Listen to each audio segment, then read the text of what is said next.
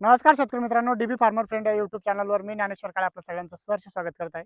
आज 27 फेब्रुवारी 2026 आहे. आपण कालच आले अद्रकीचे बाजार भावाविषयी अपडेट दिलं होतं आणि भरपूरशा ठिकाणी आता बियाणं काढायला चालू झालं. आता आपण हा प्लॉट जो आहे तो बियाण्यासाठी काढतोय. आपण जर कधी बघितलं तर जबरदस्त रीते ते बियाणं आहे आणि बियाणं काढताना काय काळजी घेतली पाहिजेत, काय नाही याबद्दल आपण आज सविस्तर इथं चर्चा करणार आहे. शेतकरी मित्रांनो, भरपूरशा ठिकाणी जे लागवडी आहे 20 एप्रिलला आपण एक इनिशिएटिव्ह घेतला होता की 20 एप्रिलला काही लोक लागवड करू शकतात. त्यामध्ये आपला स्वतः घरचा 2 एकरचा प्लॉट बेणं आपण काढलेला आहे. आता हाही प्लॉट बेण्यावरतीच चालू आहे. भरपूरशा ठिकाणी ज्या शेतकऱ्यांना लागवड जूनमध्ये करायचं आहे, त्यांनी बेणं कधी काढलं पाहिजे त्या गोष्टीवरही आज आपण चर्चा करणार आहोत. ज्या शेतकऱ्यांना लागवड जर कधी जूनमध्ये करायचं असेल तर तुम्ही मार्चच्या 10 तारखेपर्यंत बेणं काढणं गरजेचं आहे. 1 मार्चपासून बेणं काढायला सुरुवात करतात. जास्तीचा काळ जर का तुम्ही लेट केलं तर बेण्याला जास्तच अंकुरण फुटतात. त्यावेळेस तुमचं नुकसानाची पातळी जास्त असू शकते. बेणं काढताना आणखी काय काळजी घेतली गेली पाहिजे? बेणं काढताना जास्तीचे तुमची इजा होणार नाही या गोष्टीकडे लक्ष देणं गरजेचं आहे.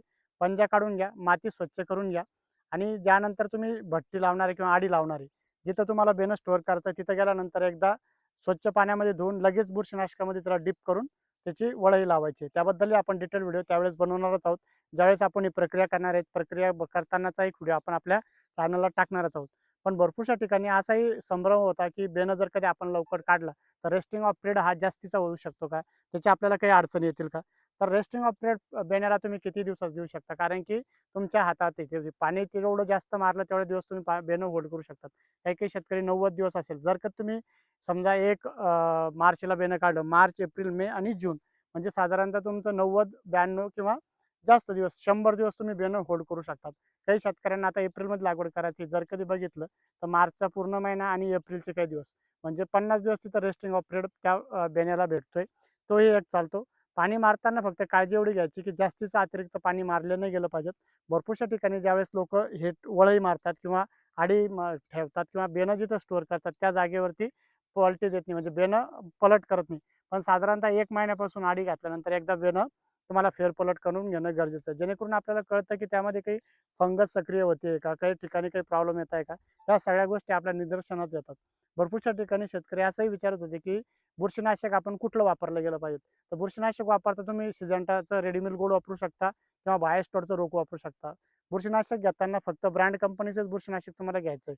काही शेतकऱ्यांचे प्रश्न होते की आपण कीटकनाशक त्यासोबत घेऊ शकतो का? फ्लोरोसायपर असेल किंवा गावचेमध्ये. गावचेची आता तुम्हाला अजिबात ट्रीटमेंट करायची नाही. फक्त बुरशीनाशक आणि कीटकनाशक अशा ठिकाणी घेणं गरजेचं आहे, ज्या शेतकऱ्यांना समजा स्टोअर करताना काही अडचणी आहे, म्हणजे जास्ती अडचणी किंवा काही तिथं साप वगैरे काही देण्यामध्ये येतात थंडावा असल्यानंतर. म्हणजे अडचणीच्या ठिकाणी काही शेतकरी स्टोअर करतात, तर तिथं तुम्ही क्लोरोसायपर वगैरे टाकू शकतात. पण जनरली ज्या लोकांचं जागा चांगली असेल तिथं तुम्हाला अशा काही गोष्टीची अडचणी असेल, तर तुम्ही क्लोरोसायपर वगैरे घेणं टाळणं गरजेचं आहे.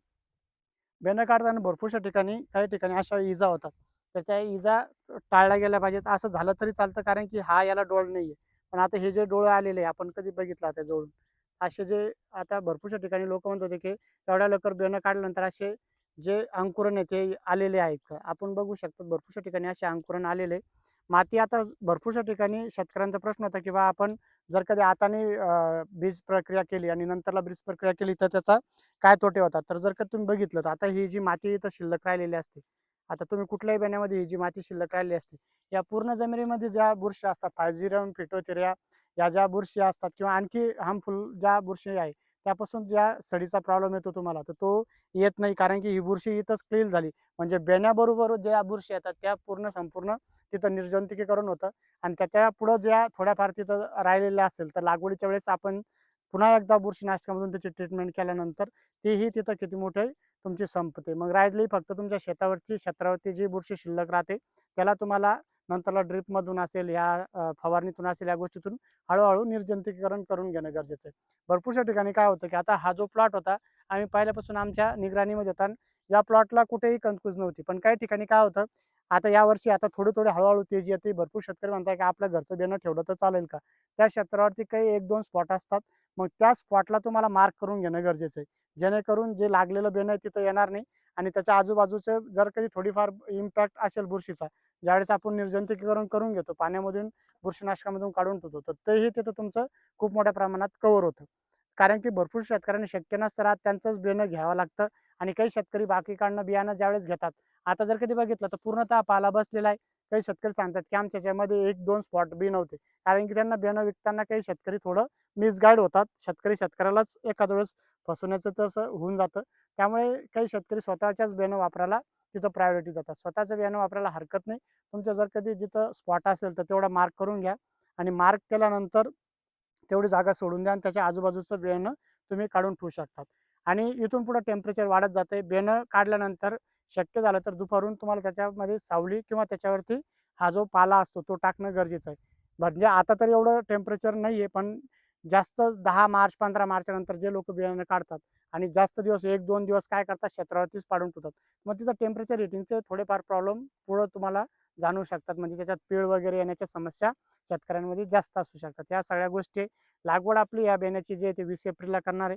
20 एप्रिलच्या बियाण्यासाठी आपण काही ग्रुप केला होता. भरपूर शेतकरी आपण ॲड करायचेही बाकी राहिले होते. तर आपण ते ॲड करणारच आहोत आणि पुढे एक शेड्यूल त्याचं देणार आहोत. लागवडीच्या टायमाला काय काळजी घेतली पाहिजे. डबल ड्रिप ज्या शेतकऱ्यांना लागवड 20 एप्रिलला करायची आहे, तर तुम्हाला डबल ड्रिप टाकणं गरजेचं आहे. तुम्हाला पाण्याचे सोर्सेस चांगले पाहिजेत, कारण की कमी पाणी असेल तर अजिबात लागवड करू नका. कारण की तुम्हाला तिथं टेम्परेचर हीट भट्टी बसल्यानंतर तुमचं बियाणं खराब होईल. ज्या शेतकऱ्यांना मुबलक पाणी आहे, अशा शेतकऱ्यांना टाकणं गरजेचं आहे. लागवड करणं गरजेची आहे. लागवड करताना आणखी एक काळजी घेणं गरजेचे आहे. जर कधी तुमच्याकडं मक्काची कुट्टी असेल, मक्का जो चारा असतो त्याच्यापासून जी कुट्टी तयार होते, तर ती कुट्टी जर कधी तुम्ही आच्छादन करून दिलं, तर मक्कामध्ये एक स्पंज असतो. तो स्पंज काय करतो, की ज्यावेळेस पाणी जास्तीचं दिलं, तो स्पंज पाणी ऑब्झर्व्ह करतो आणि टेम्परेचरमध्ये तो पाणी रिलीज करतो. वरून जर कधी तुम्ही कुट्टी टाकली, तर त्याचा ही चांगल्या मोठ्या प्रमाणात तुम्हाला फायदा होतो. कमी जादा पाणी हे झालं, तर तिथं ओल मेंटेन राहते. भरपूर शेतकरी म्हणतील, की मग कुट्टी टाकली तर त्यापासून फंगस तयार होते. अजिबात नाही, मक्काच्या कुट्टीपासून फंगस तयार होत नाही. या अगोदरही आम्ही 7-8 शेतकऱ्यांना टाकायला लावले होते. काही शेतकऱ्यांना ऊसाचं पाचट शक्य होतं, ते ऊसाचं पाचट टाकतात. पण ऊसाचं पाचट कसं अखंड असल्यामुळे ज्यावेळेस अंकुरण फुटतं त्यावेळेस थोड्या अडचणी येतात. काही कोंब थोडे असे वाकडे होतात. म्हणजे जे स्टंप निघणार आहे ते थोडे वाकडे होतात. कुट्टी जे असते ते हलकं राहतं. लगेच स्टंप निघाला की तो सरळ स्ट्रेट जातो आणि त्याचे नंतरला खतामध्ये रूपांतर करू शकता. मग तुम्हाला मातीची भर वगैरे या सगळ्या गोष्टी असेल त्या आपण वेळोवेळी सांगणारच आहोत. आणि आजचे जर कधी बाजारभाव बघायला गेले तर 43-44 पर्यंत आज बाजारभाव होत आहे. भरपूरशा ठिकाणी शेतकऱ्यांमध्ये संभ्रम होता की आता जे रमजान चालू झालेले ते भाव पडतात का?